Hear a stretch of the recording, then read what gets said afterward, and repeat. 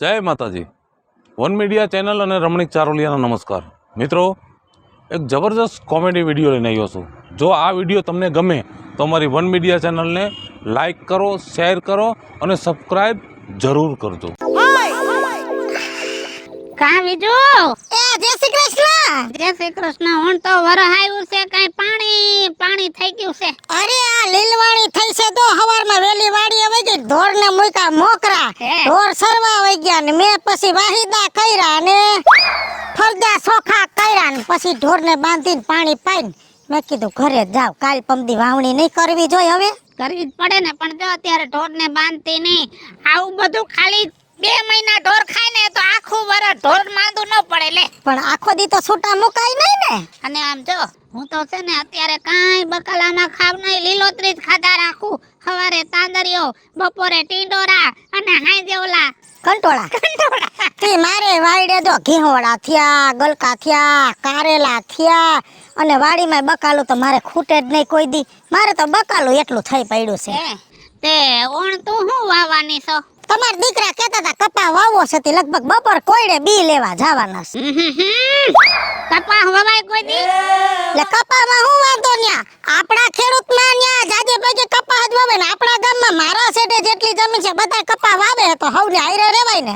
હવે ઈ તો બધાય મૂર્ખા છે, મૂર્ખા. પણ તુંય સુઈ ના ભેજી સોટી ગઈ છો કા લે. કપામાં તો તારું ડોહું જેવો કપા આવડો થાય ને એવી તરત થ્રીપ થવા મળશે, લીલા સુસિયા થવા મળશે અને આવડી તો ઈયરું થવા મળશે. તારી કપાસનું કાંઈ બજારમાં આવશે નહીં. અને જો જેટલા કપાસ વાવવાના છે ને એની માથે તો દેણું થઈ જવાનું છે. ઈ હાસી વાત હે હો. પોર આવડા ઝીંડવાર થયા તો ન ભાઈ માલિક ઓર ગુલાબી હીરું થઈ ગયું લ્યો. હું તો હારી શીખામણ દઉં, બાકી તારું ખેતર, તારી જમીન, તારા પૈસા, તારે જેમ કરવું એમ બાપા. કાલ સવારે મને કાંઈ કહેતા નહીં. આ ડોહાની ઈ વાત હાસી હો. ગઈઢા માણાવને અનુભવ હોય, કપાસમાં હેરાન થઈ જાય. તો મારે તો કપા નથી જ વાવવો, જણને ના જ પાડ દે, ગમે બીજું કરો. હું તો એમ કહું છું કે આજુબાજુમાં મારી બાજુમાં જેટલા ખેતર છે બધાને કહી દો કપા નથી વાવવો. રાજુ બાપાની વાત હાસી છે. ના રે બાપા, મહેનત કરીને મરી જાય. ગઈ બંબુડા વગાડતી, વીજળીને કહેવાય ગયું. હવે લગભગ કપાસ ગામમાં કોઈ નહીં વાવે.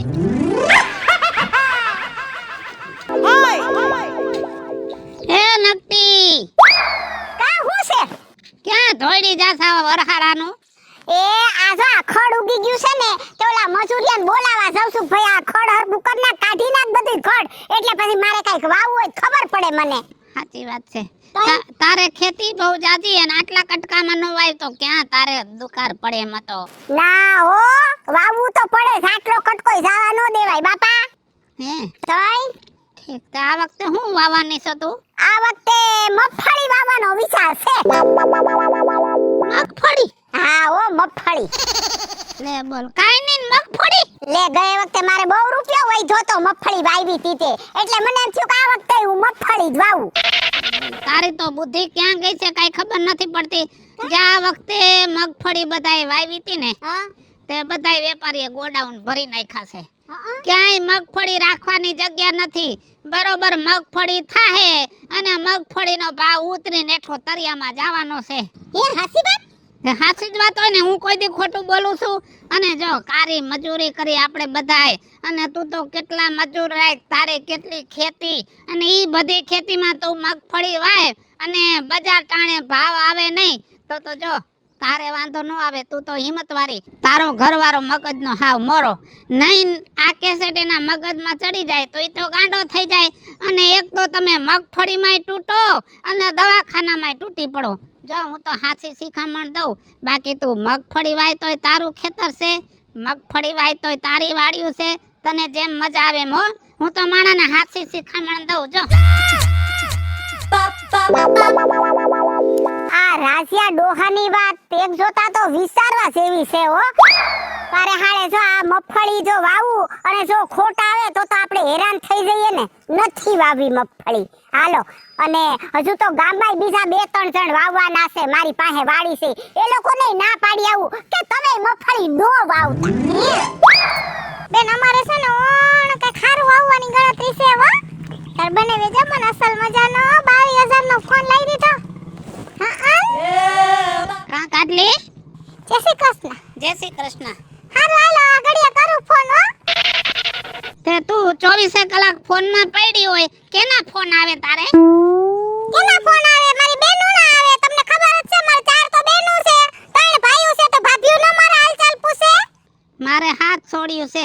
તારા છોકરાને હાથ બેનું થાય ને તો એને કઈ આખો દી ફોન નથી આવતા.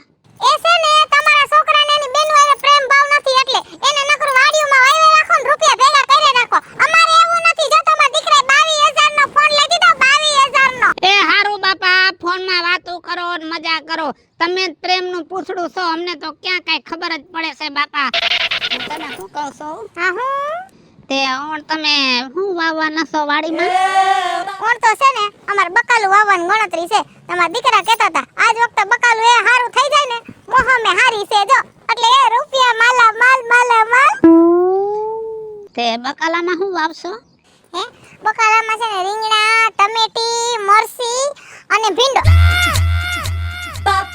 તારામાં તો બુદ્ધિ છે કે નહીં? તારા ઘરવાળાને તો કઈ ખબર નથી પડતી, તને તો એટલી ખબર પડે ને કે બકાલું નો વવાય. લે કા કે આમ જો અત્યારે બકાલાના ભાવ છે બરાબર. તમે બકાલું વાવશો, ગામમાં કેટલાય બકાલું વાવવાના છે અને બધાયનું બકાલું કમ્પ્લીટ થઈ જાહે એટલે બકાલાનો ભાવ હા બેહીને હેઠો વયો જાહે અને ઢોરે નહીં ખાય એટલું બકાલું થવાનું છે.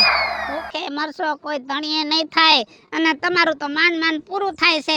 જો બકાલામાં તમે તૂટશો ને તો તમારે તો ખેતરી વેચવા પડશે. ના રાજુ બાપા તો એવું નથી કરવું હો કે બકાલા વેચીને ભૂખે મરાય. કંઈક વિચારવું પડશે. મારે તમારા દીકરાને વાત કરવી પડશે. હારું થયું તમે મને ભેગા થઈ ગયા, સાચી સલાહ આપી. નકર ગામની તો તમને ખબર જ છે હંધે પોતપોતાની રીતે વાવી લે અને રૂપિયા કમાઈ લે અને અમે એના જેવું વાવત તો કઈ ભાવે ન આવત. મારે નક્કી તમારા દીકરાને કંઈક વાત કરવી પડશે આ બાબતથી. આમ જો પછી મારા ઉપર નામ દેતી નહીં. તારે બકાલું વાવવું હોય ને તો તારી જમીન છે અને તારો ભાઈડો મહેનત કરે છે. મહેનત કરવી હોય તો કરો. જો કાંઈ વાહે વધવાનું નથી, બાકી તમારી મરજી હો. બિચારા રાજુ બાપા આમ સાચી સલાહ દઈ ગયા હો કે જો બકાલો અમે વાવશી ને તો કઈ રૂપિયા નહીં આવે. એક કામ કરું, ઓલી રૂખી હોજી અને હીરા ડોહી તોણી છે ને બકાલો વાવવાના છે, લાવ ન્યા જઈને ના પાડી આવું. હા ઈ કામ કરાય કાજલી. વાહ રાજ્યા વાહ, તારી બુદ્ધિ એટલે 5 માણસને પૂછવું પડે હો. હવે મારા છોકરા રવિડા આગળ જાઓ અને મંડો રૂપિયા છાપવા. મસ્ત વાતાવરણ છે. એ રવિડા ઊભો થા. હા બાપુજી, આ ફરી આમાં કાં બેઠો? વાતાવરણ ઠંડુ હતું ને એટલે મેં કીધું ઘડીક વાર બેહું બહાર. વાતાવરણ તો ઠંડુ છે પણ આપણા માટે બહુ ઠંડુ છે. કેમ બાપુજી, કઈ સમજાણું નહીં હો મને. નહીં સમજાય. આ શું છે? બાપુજી, આ એટીએમ કાર્ડ તમે મને કા દ્યો છો?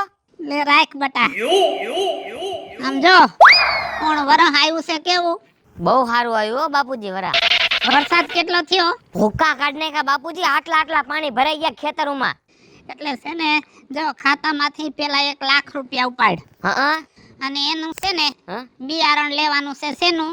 શેનું બિયારણ લઉં? કપાસનું. 1 લાખ નું કપાનું બિયારણ બાપુજી? હા બટા, ગામમાં કોઈ કપા વાવવાનું નથી, બધાયને મેં ખોદે ચડાવી દીધા છે.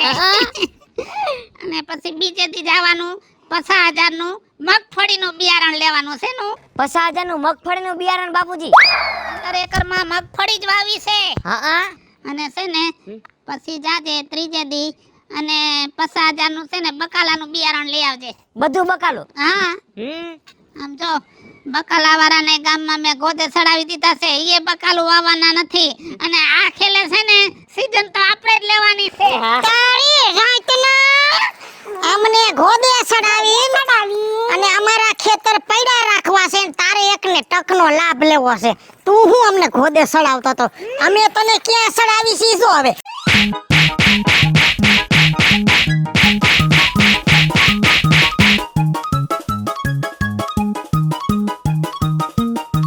એ ઉભા રહ્યો, આજ મારા બાપુજી નું આવ્યું બહેનું હો.